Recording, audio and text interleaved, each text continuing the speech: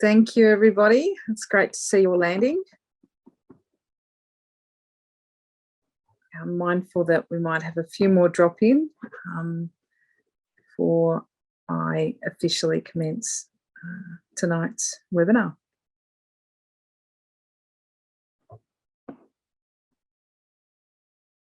Okay, on that note, Dog Moyle, Nyaranyak Belinda Duarte.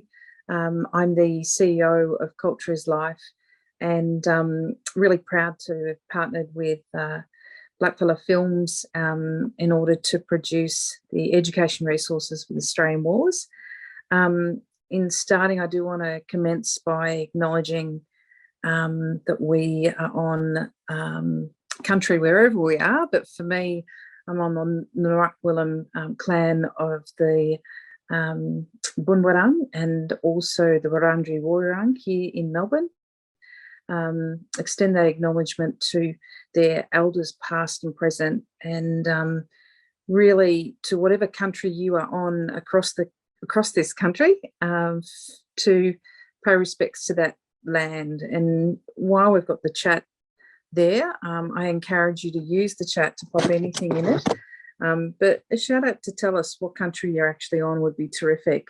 Pop it in the chat there so we can get a sense of where you're landing. We've got a number of people that are new today, but some may have joined us last week in the first webinar session that we did for the Australian Wars.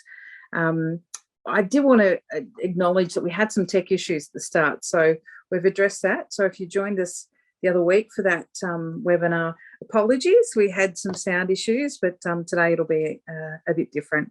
You're joining us for part two of this theme series of webinars around resistance, and I'm really, really excited to have two fellow panelists that we're with here today, in Adam Brodie McKenzie and Layla Quartermain. Terrific opportunity to hear their perspectives. But in that focus, I might ask, beautiful faces there, and you'll see them shortly when their opportunities come forth to speak. But I might get our beautiful tech woman, Soph, just to return it back to the theme of resistance so we can recap really what resistance looks like. So ultimately, in understanding how important the fierce resistance of Aboriginal people that led this country to protect their lands and their people. Tonight, it's really unpacking what the Frontier Wars stories that were told as a part of the series, the evidence of the resistance and the frontier violence spread across the entire continent. And for you as attendees, I guess to take moments to reflect and discuss and inquire about what this means for you and the roles that you take up. As a part of Sensational, we've got a really good mix of countries coming up there. Thank you for sharing. Some locals, obviously, Wurundjeri Woi-wurrung, and a mixed Dharawal country over in Richmond on Wurundjeri. Thank you. Thanks for joining us. Tonight, really going to be a focus of a few different areas, as I mentioned earlier, about some self-reflection, and with that, what your role is professionally or personally in influencing change, to get some context around Australia's history.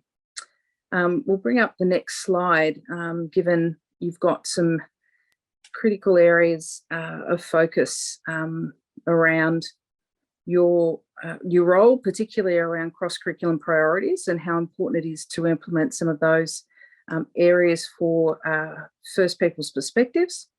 But we really want to get you to think specifically around local history. What was the resistance story you were told, if any? And where there isn't, what is the story and the truth of areas that you're based or that you'll be connected with? We're going to have some perspectives from a young person who you'll hear from a little bit later. Layla Quartermain is an alumni of our fellowship program, and there's been some work that we've done as an organisation around campaigning and ensuring that young people's voices and perspectives are heard on some of these critical matters that shape us as a country. We'll be looking at systemic responsibilities in education, and particularly Adam's role in curriculum development and what he's experienced through his professional lived experience as a non-Aboriginal educator and an ally in Adam's descriptive of explaining who he is as an anti-racist. We'll flag a couple of classroom examples and there'll be some Q&A and conversation towards the end. So I encourage you to take that moment to really exhale and consider what allowing your reflections and feelings, what will come up as a part of that. So we're going to open it up, take a moment. If you don't have a pen and paper, grab one and just have a look at this statement and consider, you know, there really has been a myth told that Aboriginal people did not actually fight back and resist colonisation. What do you think this myth, why do you think this myth has been maintained as a part of Australian history or the Australian culture and perspectives? So you could take a moment, jot down some notes, even pop them in the chat. You're really interested to understand what people's experience have been of that.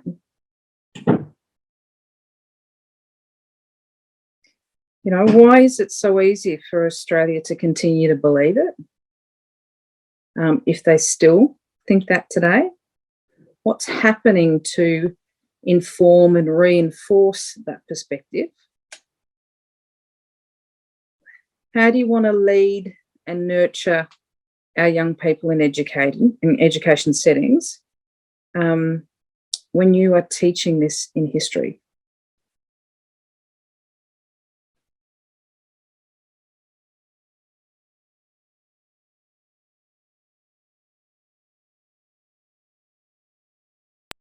And finally, you know, do you feel confident in doing this, in holding that space for your students to learn and have these conversations? And what does it mean? Are you comfortable to do that? And what's the discomfort about, if there is discomfort? What feelings come through? I guess because we're on such diverse learning trajectories, and that continuum can mean that we start in different places, and therefore, you know, our reflection's really critical on exploring what tools we need to assist us into that next piece.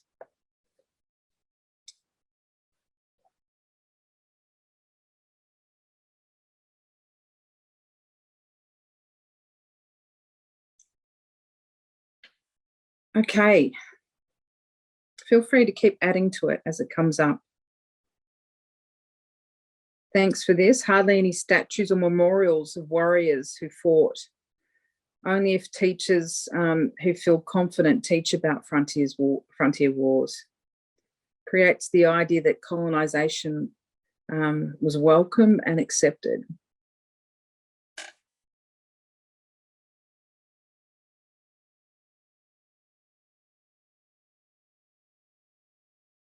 John Howard's black armband view of history. The statement was a complete denial of the worth of history and truth. Con, absolutely, really, really profound moment when you think back on that and you go, gee, we lived through that. And how, as a leader in this country, can inform the psyche of a nation is so, so critical. Okay, we'll keep moving. Feel free to keep adding anything into the chat, because we can hold that, share it. You know, it can track and be a bit of a reflection of, you know, people's experience, and currently propagates the deficit viewpoint around our people, obviously, yes, thanks, Dean, and the terra nullius psyche that was led very, very early in this country's history. Going to transition into the resources themselves. The resources are based around short clips that have been taken from each episode of the Australian Wars, with the activities and discussion questions for each group, from Year 9 right through to senior secondary. At Cultures Life's website, we have all the resources and all the full episodes, but what we do have with ABC Education is those short excerpts. So for those of you who would like to use those excerpts, you can do from Year 9. Now, that said, we've also had conversations about any modifications or additional uses of these clips, because they have been made appropriate for particular year levels. You know, clearly the resources about are exploring frontier wars and enabling students to reflect on, you know, what's a really challenging part of Australia's history, and what it means. What do frontier wars mean for us as a nation, and what has it had from an impact perspective for First Nations people? We've just had Sophia just pop into the chat for anybody that would like to actually grab that link around the resources there at SBS. I think I said ABC, sorry. Okay, just to roll in before we hear from Adam and Layla, an example of, you know, one of the activities, the student activities, we talk about on this one around British law and Aboriginal resistance, and where we get our young people really thinking and reviewing, well, how did the declaration of marital law impact both the early settlers and Aboriginal people during the frontier wars in Tasmania? And really getting students to think about what the impact was, not only on you know, the settlers themselves, but also First Nations perspectives. In addition to that, you know, that really looks at archival records and unpacks, you know, that historical information that has given us greater insight and a greater depth to that full truth telling of the history of the country that hasn't been included in curriculum to date.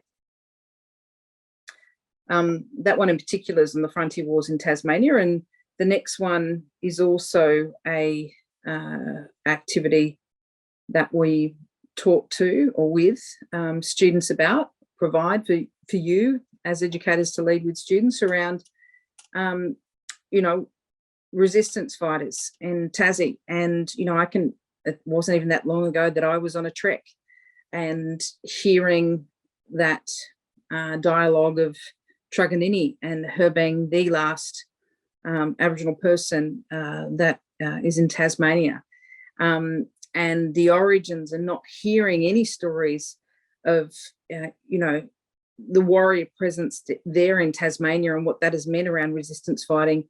So really, have you heard from Tongalongeta, I've got to get that right there with language there, before watching the Australian War series? I hadn't, and I'm sure many of you hadn't heard about any perspectives around, you know, frontier resistance fighters in most locations around the country. If not, why not? You know, why do you think that's so? Tell us about your experiences locally. And, you know, you just see in the chat there that there's additional local content that can be built, and that we're working to build as a part of the project there. So when you're taking this into the classroom, think about what else you could do to further prepare and provide that local context, because I think that's an extraordinarily powerful way, or we know that it's an extraordinarily powerful way to actually change relations between, one, people knowing locally what's happened, and two, informing how you might tell that story in an appropriate way for local communities. On Gunai Kurnai country, for example, down at Brodwin River, there was a massacre. How you talk about that massacre and the resistance that occurred at that time from families that were attempting to retaliate from what had occurred at that time. What does that mean? What does it mean for people that have been, their family that have been in those locations for generations? How do people feel about that? How do we consider that story in place-based curriculum? And we will talk a little bit more about that a little bit later, but it's so critical to reach out to Koori educators that are part of the system, where locally the Aboriginal community controlled organisations can assist to support, inform or be present, so you're ensuring that Aboriginal voices are heard. So as a part of the work we do at Cultures Life, what we are about ensuring that our settings that hold spaces for young people, like education settings, are more informed, and that we're actually building places that are culturally safe for our young people, but also informed for our non-Aboriginal young people, so that we're not repeating history. Part of our campaign work is our Heal Our History campaign, which has come in 2 parts, and we're going to show you a little bit about that Heal Our History campaign shortly. But really, why are we in the space as a not-for-profit organisation that looks at ensuring our young people thrive ultimately? We know that settings actually can cause significant impacts from a health and wellbeing perspective, and part of the work in our campaigns is really about social impact. So you will see, obviously, with the Australian Wars and a whole range of other campaign pieces of work that we've done with other documentaries where we've produced education resources, it's to inform and ensure that we have social impact, not only in education settings, but back out on our social media platforms to the broader community. So thanks, Soph, as I was rabbiting on a little bit there. The beautiful Layla Quartermain is going to take a moment just to reflect on her experiences at school. So I started wagging school almost every day. I was getting asked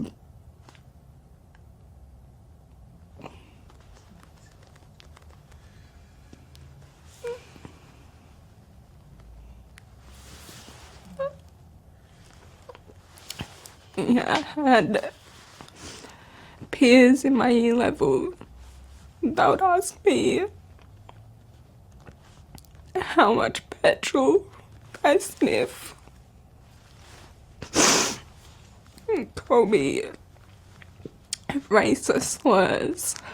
And so I ended up leaving that school, and at the time that all of this was happening, my nan was really unwell.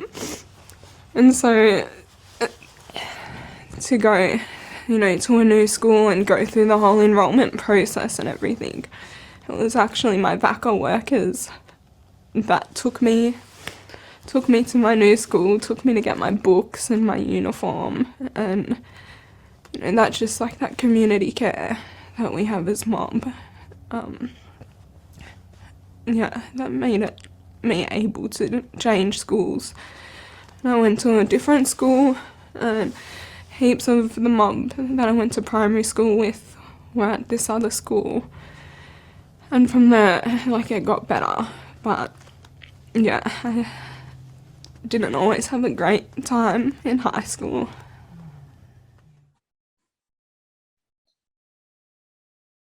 I'm really interested from a non-Aboriginal perspective, as an Aboriginal woman, from, for the non-Aboriginal people that are with us here tonight, what your response is to that piece of footage.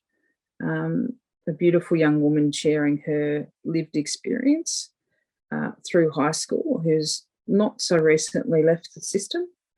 And most importantly, what narrative, what has happened in history in order to inform, 1, the views, and 2, the treatment. And when we pull that back, and history's role in informing or causing or dividing communities, it's really important to unpack that with students to get that context. it is heartbreaking to hear it. It's absolutely heartbreaking. And on that note, to the young woman that has been a critical, brave advocate for First Nations people and First Nations young people in particular, I would like to introduce Layla Quartermain to, share some of her lived experiences as a young person within the education system. When you've been asked these perspectives, Layla, a really important part as well as a part of the fellowship program. You went to Wandjinup and you heard about what has specifically impacted your own family's history. I'll hand it over to you to share a few perspectives with the participants here today.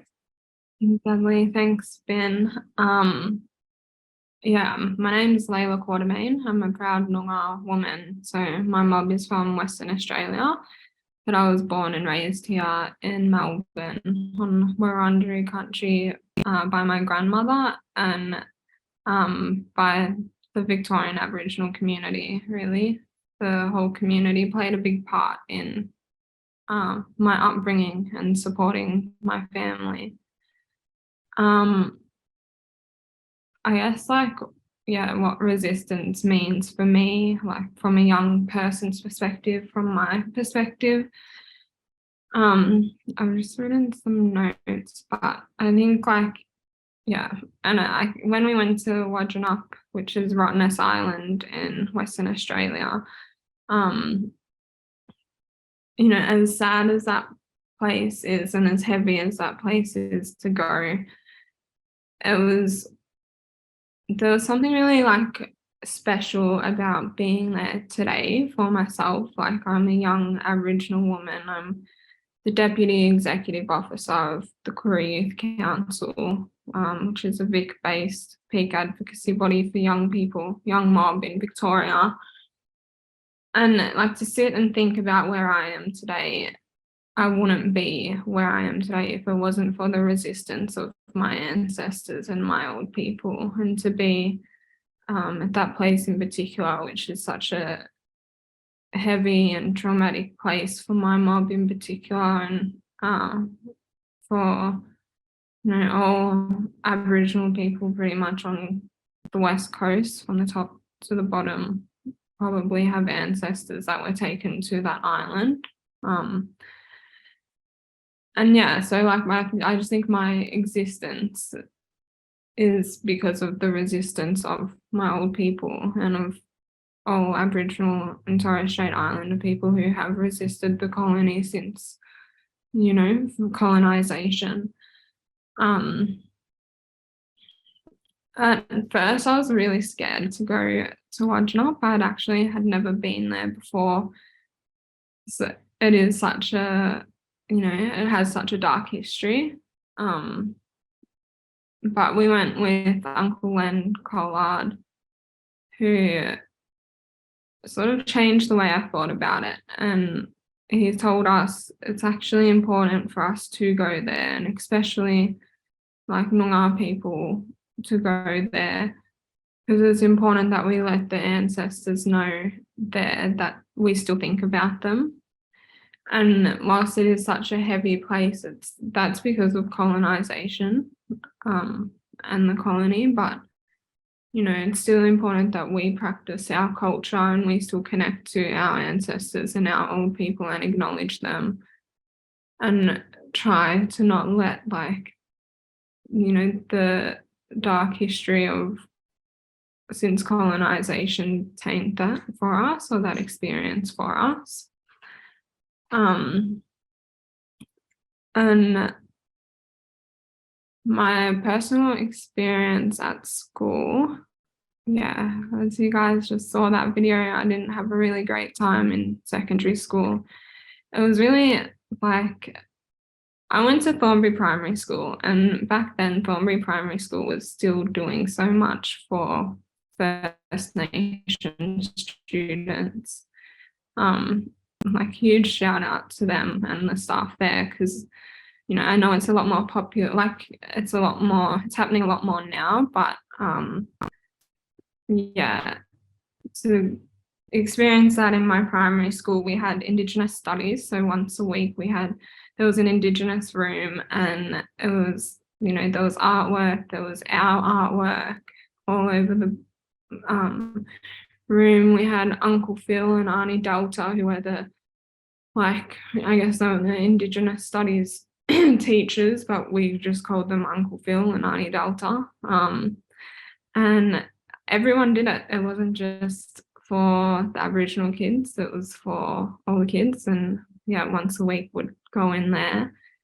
Even on school, when it was school photo day, they would have all the Aboriginal kids get a photo together holding up our flags, Torres Strait Islander flag and the Aboriginal flag.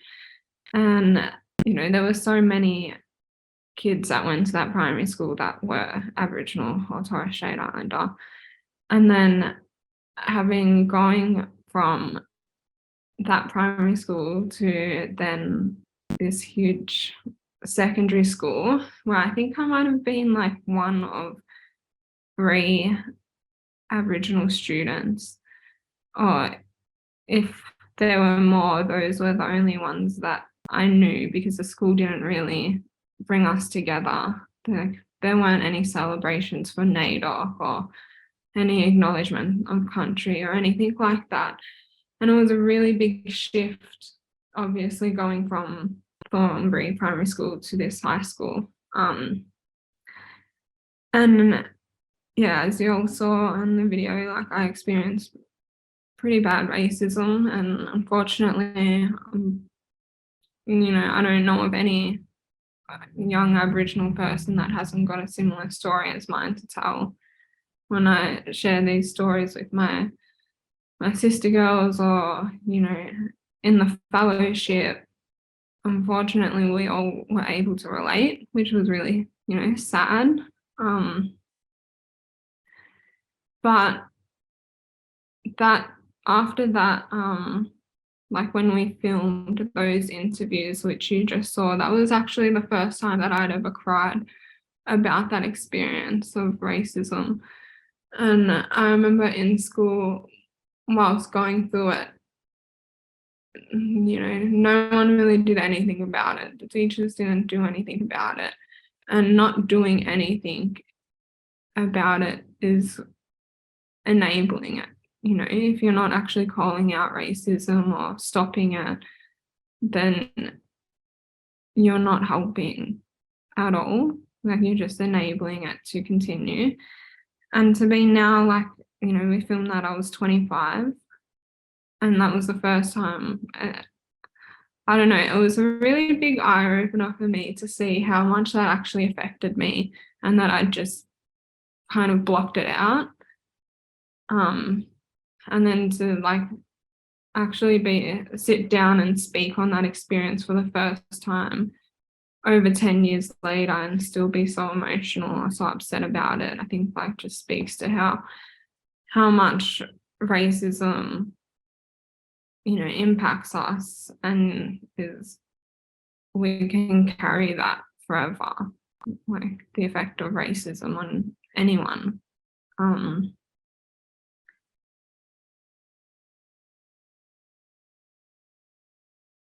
Yeah.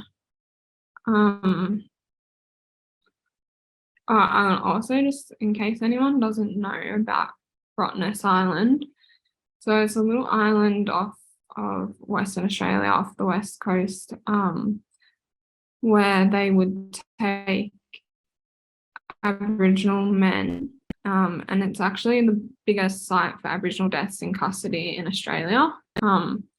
They would take Aboriginal men there, and it was set up as a prison, and there's over 300 unmarked graves on that island. Those are unmarked graves of my ancestors as well.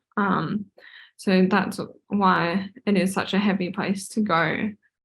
And it's so interesting, when you go there, there's not that much information to tell you what is on that island. There's a sign to say that there's unmarked burial sites, but really, anyone can just walk all over it. There's not really any, I don't think there's enough if any, real acknowledgement of what that island is. And I think actually a lot of people reached out to me after we did those interviews and said to me that they had no idea that, and you know, they'd been there so many times on holidays and experiences, and they had no idea that that was what, like, the significance of that place and the history of that place.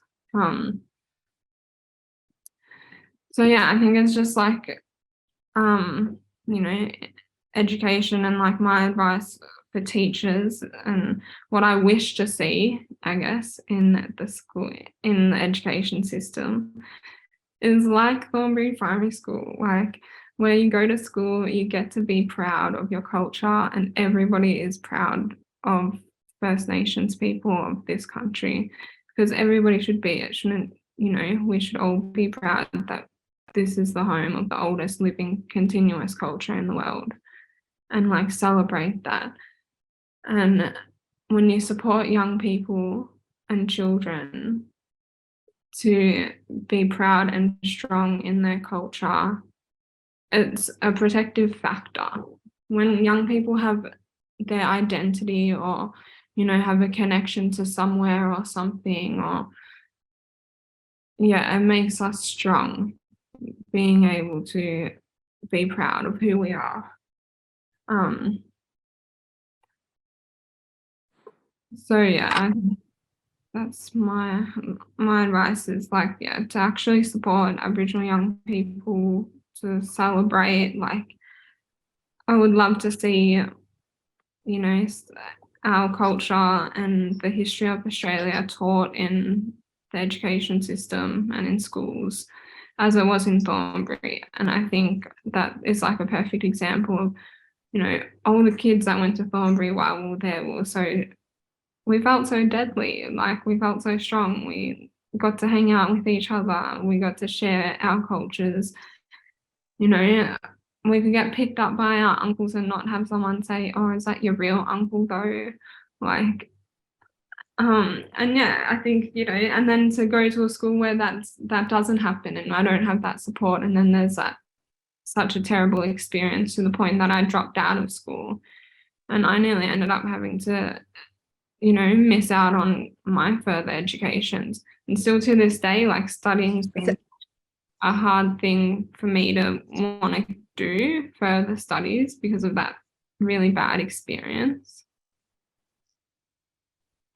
I think that your story, Layla, is such a powerful story, and yet such a common experience in so many ways. I just want to acknowledge one, it's again just to echo that bravery for you to be so open and vulnerable, because, you know, so many of our people will identify with that experience, and often there'll be a disconnect on, well, why do you need to teach history and context and what that means for us as people, and what's been told to date by not teaching, these experiences, ensuring it's embedded and very visibly in the curriculum today. You know, generationally, I'm sure as a young person, you want to see not only our young Black mob understand the story of resistance and strength and defiance in so many ways of our warriors that were there, but also non-Aboriginal young people to be informed and understand what, you know, that connection to place and what the experience has been, and how, for some people, how their very families themselves may be connected to this story. All Australians are, but even more personally, those that have been connected to those that have got, you know, that historic family lineage connected to country. Thanks so much, Layla. We'll keep moving. Any comments for Layla? There was a few amazing comments around your footage, but also any reflections or questions for Layla, drop into the chat. We'll have an opportunity to just flag and respond to questions as they're coming up. Again, broadly, if there's been questions come through in the last half hour, add to that. We're going to take a moment to reflect, I guess, as educators, a part of the work that you're doing, and get you to think about your leadership impact from a systemic perspective. What do you, what can you be doing on a systemic level to ensure that our true history is told and learnt as Australians, leading the knowledge that is imprinted and absorbed through the students that you will shape, that will eventually be contributing, shaping our society into the future. Please take a moment to reflect on that. What can you be doing? Pop it in the chat. Would love to hear.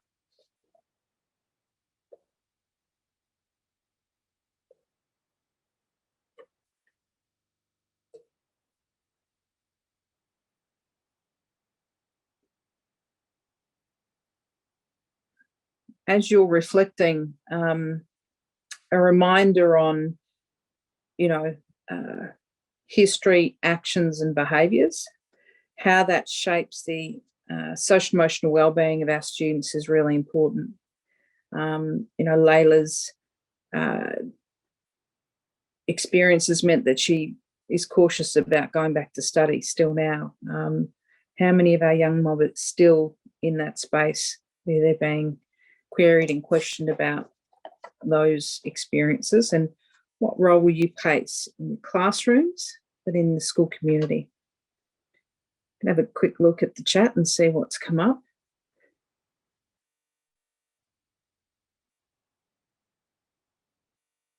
Terrific to hear that there's people out there doing the work to try and embed and ensure that Frontier Wars is in our curriculum.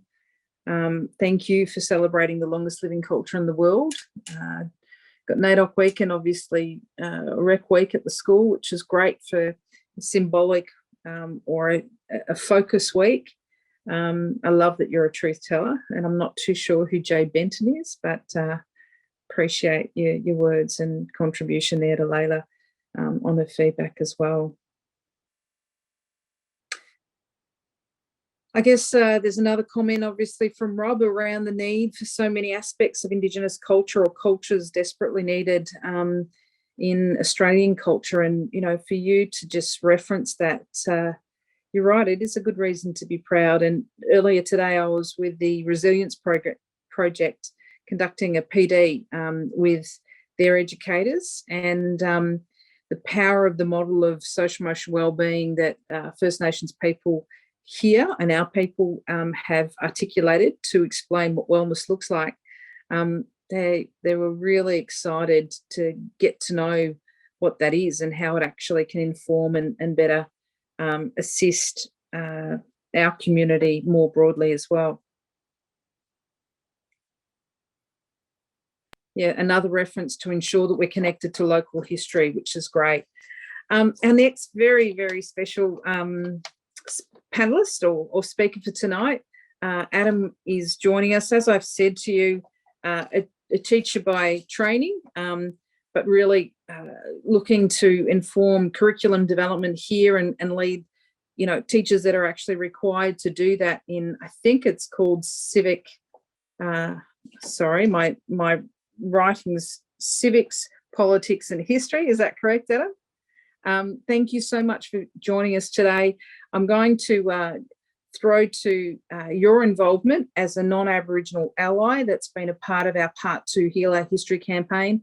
This truth-telling that you've shared with us from your perspective, how you've constantly been an advocate around encouraging self-education in this space, and even, from a history perspective, that our history is intimately and intrinsically aligned with healing, cultural safety, and classrooms that inspire healthy relationships. So let's hear your Heal Our History. It's really important. It's really important that as teachers to be actively anti-racist, right? It's not enough to be omitting. It's not enough to well, I'm not a part of it. You've got to be actively going the other way. You've got to be actively promoting anti-racism in whatever classroom you're in, and obviously within the history classroom. As that often history is about heroes or creating symbols and symbolism of people. And you know, the Australian Wars, it shows a lot of complex people and Aboriginal people with different goals, but it definitely shows heroes as well. Oh, Adam, thanks so much for joining us. I'm going to hand it over to you, really, just to put a little bit of reflection and focus on systemic responsibility and your teaching experience. Thanks, Adam. Nice. Thanks, Belinda. So yeah, I'd like to just begin by acknowledging the country I'm meeting on today, which is on the Wurundjeri Wurrung country near the Mary, just north of Naarm or Melbourne, and also very close to a train station named Batman. And episode 2 of the Australian Wars concentrates on the things that John Batman did in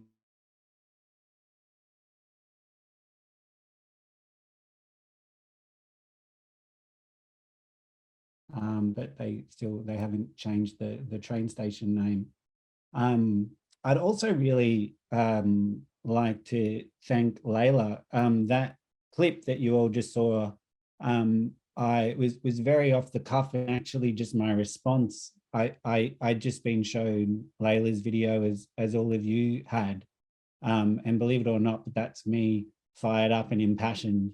And I was thinking just how much, like I said, how much doing nothing isn't enough. And you might, if you ever watch the whole video, you might see on the coffee table there was a copy of Ibram X. Kendi's anti-racism book, and it just I just flew with that at the time, where it's not good enough, right? That we do need to be, as teachers, we do need to be actively anti-racist, and that doesn't just mean teaching First Nations histories, cultures, and knowledges in our classroom.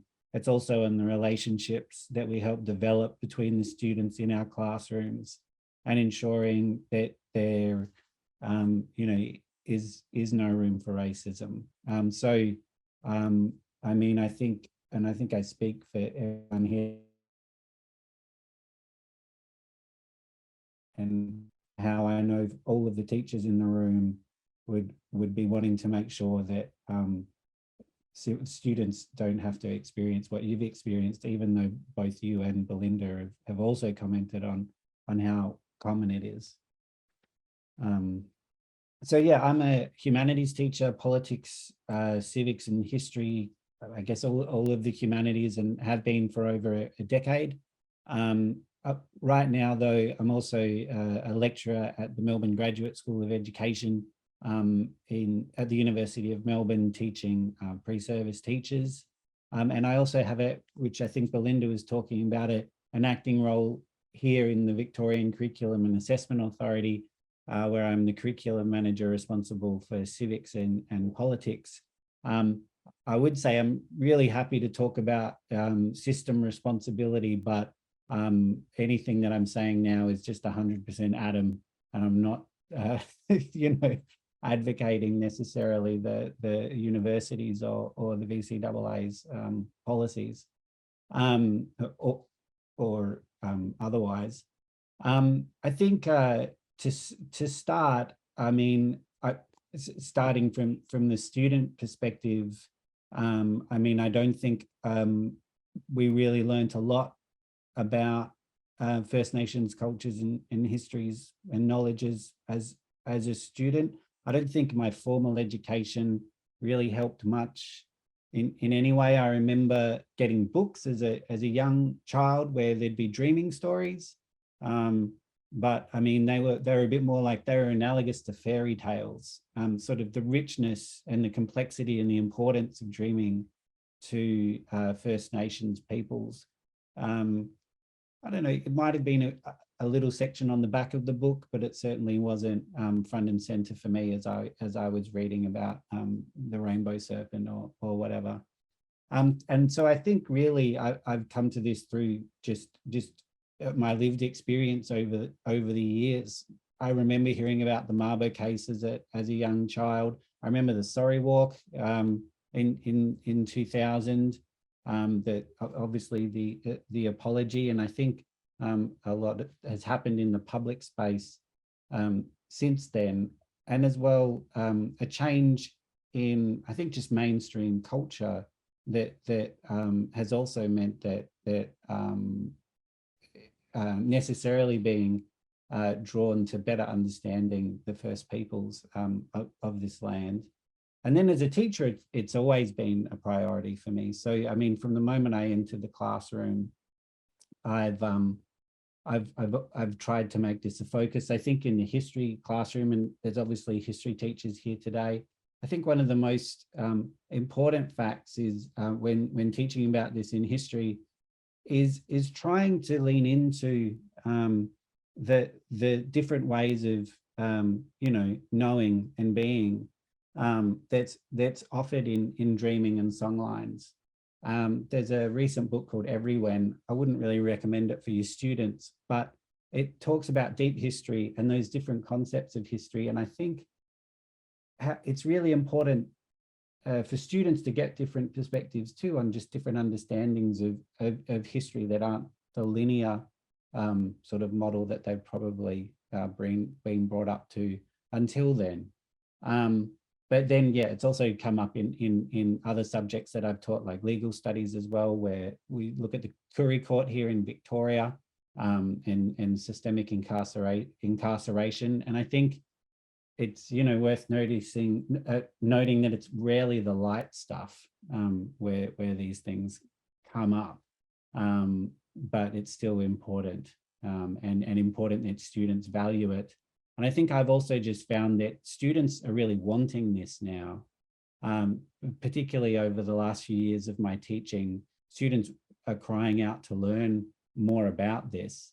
And so I don't know if you're finding that in your own environments, teachers, but maybe get your students to change their TikTok algorithm or something, because there's a lot out there in popular culture for young people right now where I think they're really leading it. But I also think, it's just important. I'm always learning. There was one teacher that came on board. His name was Dan Arnott. And I thought I was doing an okay job of teaching history from pre-colonial times up until today. And then Dan, another non-Aboriginal teacher, just a young guy, very passionate, just showed me the complexity and the richness of what was, as you were saying, Belinda, in our own local cultures, and tapping that into what we have here locally. And I'm really thankful for that. And I think that's important, right? That to always be open to learning and to be realizing that we are always learning. I'm pretty ashamed to say here that I learned about Wajamak Layla from the Australian Wars documentary. I think it came up in episode 3. And I'd been teaching this for over a decade. Local, I guess, Victorian context more than anything else, although certainly Tasmania as well. And then something like that, it just hadn't, I just hadn't come across it. And obviously it's so important. And I think as teachers, it's just always important for us to be out there and trying to learn more and being open to learning more. So I think, yeah, I sort of wanted to talk a little bit about challenges, but then also progress just quickly. And I think probably the challenges, and I can imagine a lot of the teachers in the room potentially nodding along to this, where there's just a reluctance to teach First Nations histories and cultures, and it doesn't necessarily come from a bad place.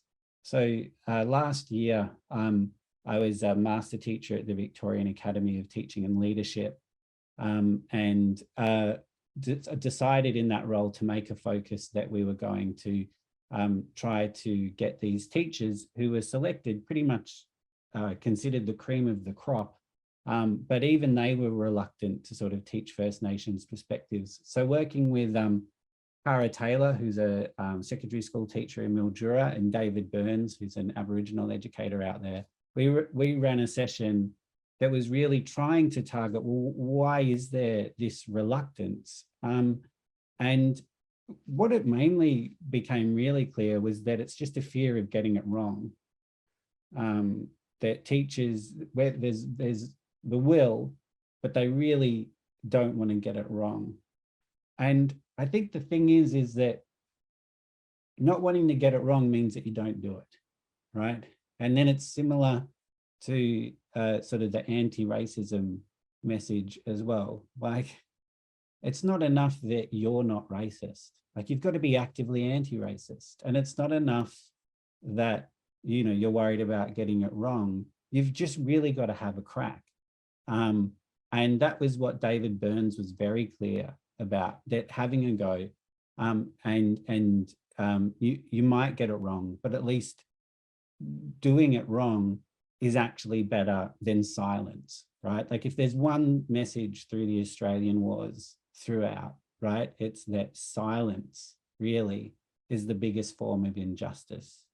And so it's really important for us as teachers, as and as non-Aboriginal educators, to really give it a go, and to just be curious and always learning, right? And I think we have that responsibility. A couple of weeks ago, when there was the sad moment of Stan Grant choosing to move away from the media, he talked about the term Yinjimarra, and I've probably said that wrong, but I'm having a crack, but I probably said that wrong. He said, you know, that wasn't just about having responsibility for yourself, but it was having responsibility for others. And he actually even apologized in that moment to the people that had persecuted him. I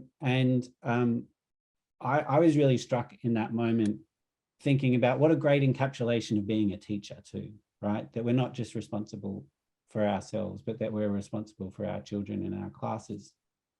Anyway, then Soph, who's in the background making all of this happening, I noticed that she signed off on her emails with Yinjimarra. And I said, oh, that's interesting, because I know Stan Grant said the thing, and what was that about?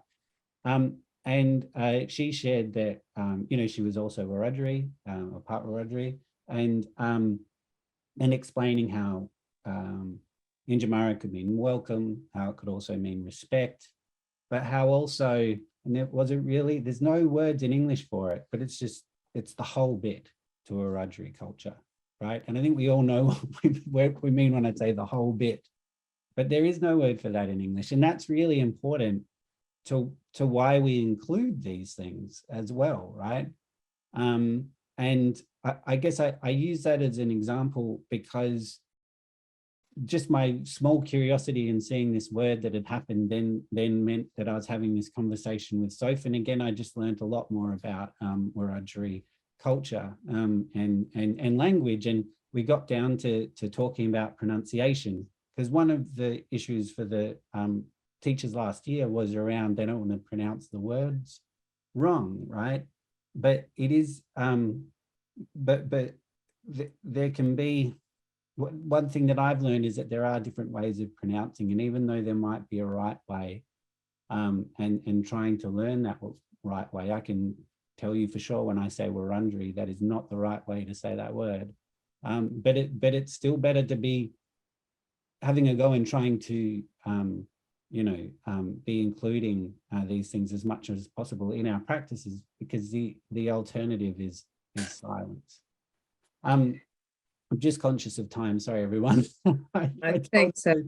I'd go a bit over time. I did just want to end on a happy note, though, which is to do with progress. And on a system level, I do know that at the University of Melbourne, there's the Nanga project where they're working hard to work with schools on how best to implement and support schools on working with First Nations cultures and histories. But the other thing that I've noticed since joining the Curriculum Authority too is that there's a strong focus on this as well. And so I've actually been really struck by the way that there are these systems, whether they're universities or the Victorian government, and they are creating these systems and supports to go to teach these areas or implement them in schools. And I think that's where it does seem like the moment now is for teachers. Like there are these systemic supports now. You can say, hey, look at the curriculum, and you can use the curriculum as a shield or as a weapon to promote teaching these things in your classes. And that it is really now on teachers to create this opening that's being given and to get out there and teach it, because I really kind of don't think we have any excuse anymore.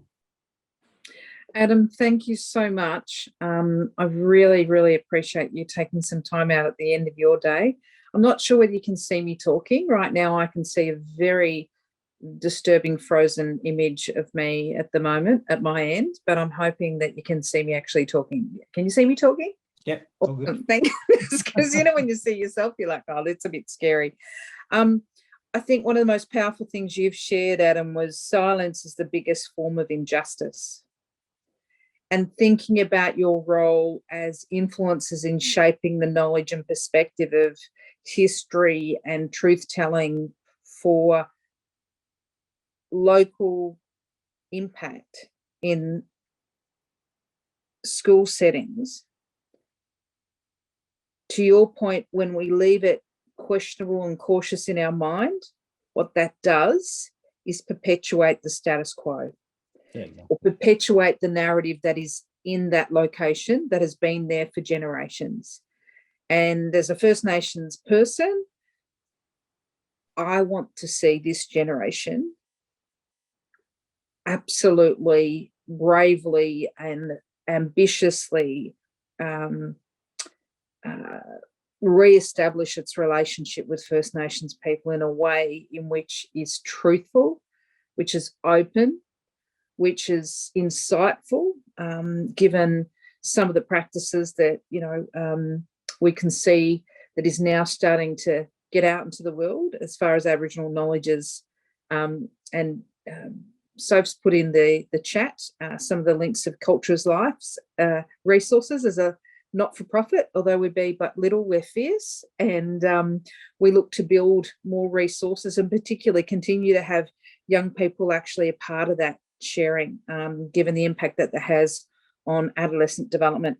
I'm going to put up a mind map activity just to close off today, just so that you can take a moment just to pause and reflect on, what have you learnt, how we impacted, what have been the learnings that you want to take away and implement. We have a little mind map thing here that just, if you attended last session and today's session, how are you going to take this experience or the knowledge or the reflections into your professional worlds? What does it look like? What do you do now? How do you feel? Just dropping that down, taking a moment. And if any questions are coming up, drop them into the chat, because we can do a quick recap before we close up this power hour.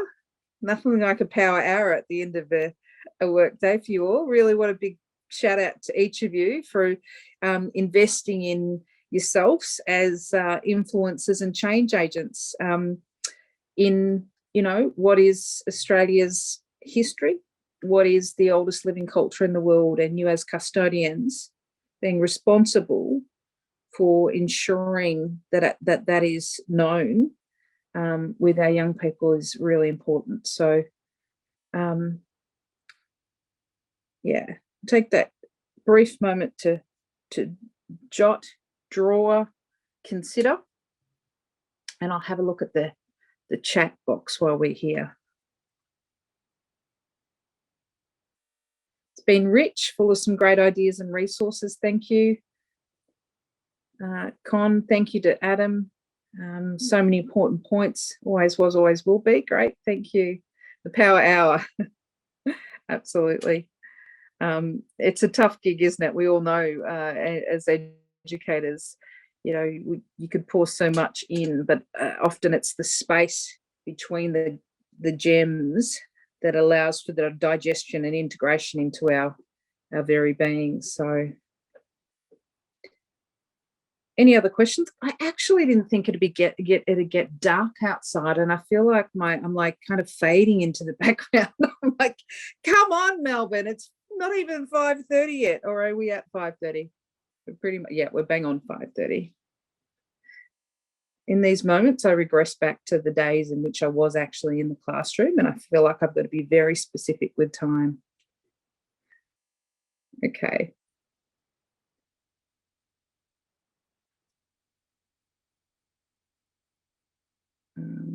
Yes, there is a question about accessing resources. We can take your details, Ange. If you put your email in the chat box, we can come back to you on that.